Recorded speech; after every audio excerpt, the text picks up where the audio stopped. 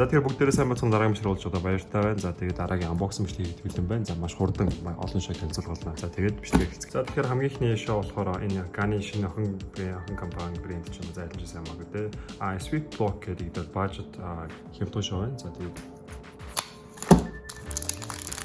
тэгэхээр хэд бол яг л Ghana шоу байна. Жин яг үдэж өгөхгүйн. За тэгээд гадна л материал нэгдэг matte frost.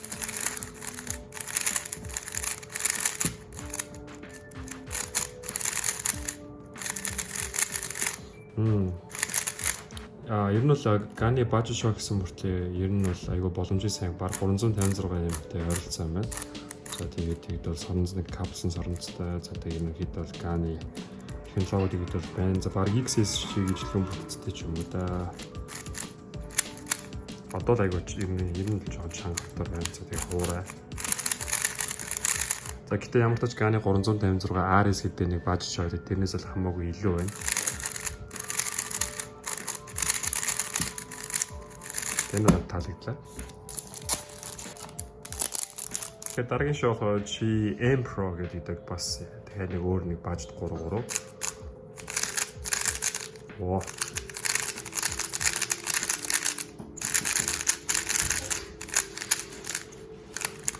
За тэгэхээр дараагийн шоу болохоор QiYi Pro гэдэг QiYi-гийн бас нэг өөр гэдэг боломжтой юмтай шоу.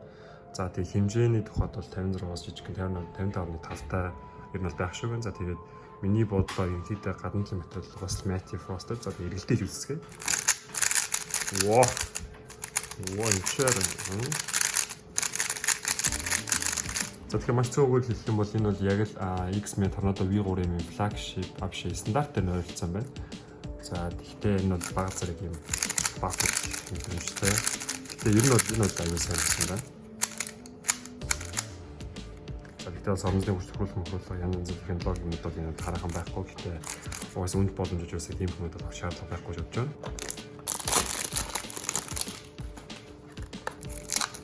байна. Дараагийн шоу болохоор Moyo Waylong Premix M загвар гэдэг маглив технологи. За гадна талын бие нь бол яг энгийн хуулах загвар. За тэгээд энэ нөхөн бол аягүй том байгаад харж байгаа. Энэ хэсэг бол corner cut хийж ирдэг. Оо, инчээр.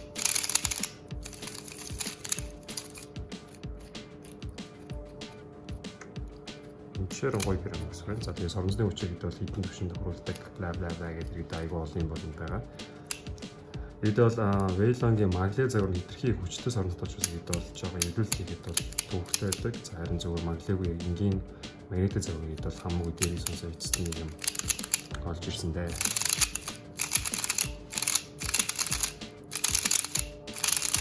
Энэ бол одоо аюу таалагдлаа. За тэгээд corner cut мах гэсэн нөө чинь байсан. Бараг 60 гисээс орохоор байна да. Watch.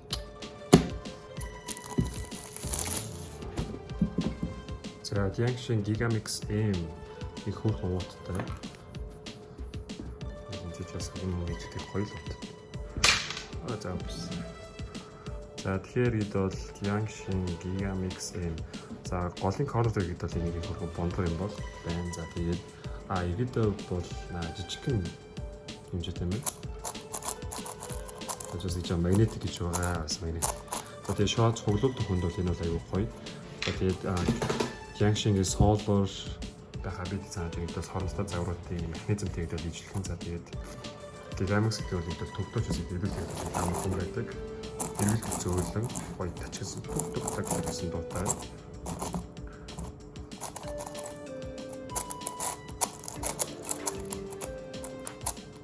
Яг ер нь бол жоохон зэн дуусаа тос нэг ширхэг тасаад дөө.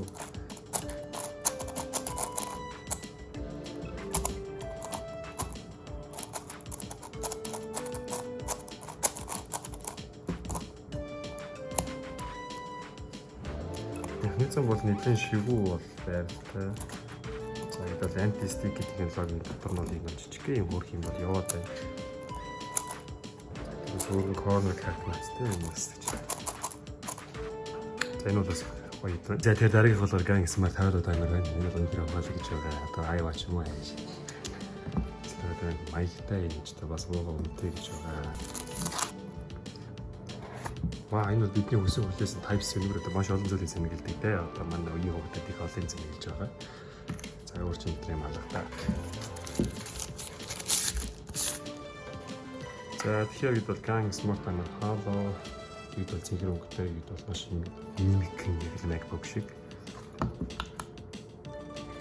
Зэний дөрөв байна. За дараагаа тасна. За одоо энэ ч бас их маягийн гэж байна. 10,000 гол өөр дээр хадгална гэж байгаа. За одоо энэ тослуурын гэрэл, анивчл, жижигхэн за бараг бүх юм тохиолдно. За тэгээд нийт давуу тал нь хараа. Зайны шаардлага юусаар байхгүй. Сая Type-C-гээс хаз нэгэлж чинь. Тэгээд бүгд тохиогоо сайхан ингэ хийж нэ. Ингээд тохиог гэрэл мөлий бүгдийн сайхан тохиолж чинь. За ямар ч нэг яриаца. За тэгээд бид бол эвлүүлэлтийн сүүлийн 5 жилийн өөр дээр автоматар шоолбот чинь за тэгээд Bluetooth-ээр бид бол холбогдно. За энэгээд хийх юм бол байхгүй. За тэгээд өөртөнд хаардаг таймерныхаа түвжин энэ доороо гэдэг бол тусаад хүртэй хэмжээгээр дагаалдаж ирдэг. Тэгэхээр энийг бүх юм нэг дөрөв төсөн мөртлөө маш байх хатгаа. Бас их ухаалаг гэж байгаа гэсэн. Өөр юу ч хэлэх вэ? Одоо нэмгэн та. Окей. За тэгээд одоо миний хамгийн хүлээс нь одоо Rubik Impossible байна. За энэ одоо энэ хайрцангай байгаа нэг байдал нь болохоор яг нэвлэрсэн гэж байна. Яг ингэж харуул юм гэдэг. Уг нь нэвлэрсэн байгаа байхгүй юу? За тэгээд энэ цааш үзье.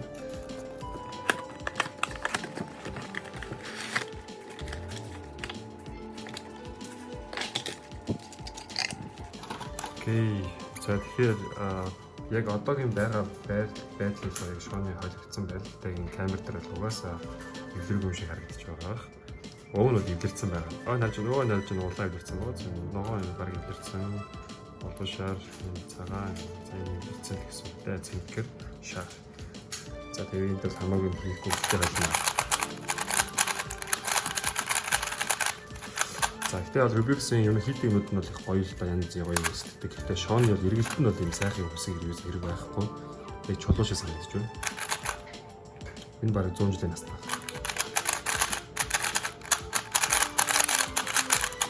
За ингээд чимээ мэмээ эндээс бол угаасаа ингэ зөв фан хийх үгээс одоо speed key гэх юм бол ерөөсөй байхгүй. Одоо нэг эргэлт 80 байна шүү дээ. За тэний эвлүүлэх гэсэн хэлбэрийн бичлэг одоо бараг 20 минут болох. За тэгээд энэ хэд бол энэ тусгай стикер ч юм уу энэ тайл нь болохоор цаанаас хуулгацтай. Тэгээд бол өнгө алдан малдан хуулрын гэсэн илэгдлийн бол асуудал гарахгүй. За тэгээд Rubik-ийн шоу илгээ 100 жил штэ одоо. За тэгээд энэ шоунд одоо тэгээд эвдрэх боломжгүй шүү дээ. Одоо ингээд би кросс харлаа ингээд субсайд. Тэр орохгүй байна. Юу.